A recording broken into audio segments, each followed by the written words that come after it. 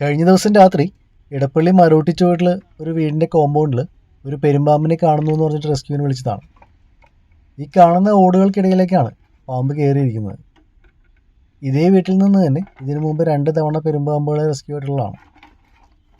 വീടിനോട് ചേർന്നിട്ട് മറ്റൊരു ചതുപ്പ് നിലവും അതുപോലെ ഇടപ്പള്ളി തോടുമൊക്കെ ഉള്ളതുകൊണ്ടായിരിക്കാം പെട്ടെന്ന് പാമ്പുകൾ ഇങ്ങോട്ട് കയറി വരുന്നത്. സാധാരണ പറയാറുള്ളത് പോലെ തന്നെ കഴിയുന്നതും പാമ്പിനെ കൈകൊണ്ട് തൊടാതെയും അതിനെ കൂടുതൽ സ്ട്രെസ്ഡ് ആക്കാതെയും നമ്മുടെ ബാഗിനകത്തേക്ക് കയറ്റുക എന്നുള്ളതാണ് നമ്മുടെ സുരക്ഷിതത്വത്തിനും പാമ്പിനും നല്ലത്.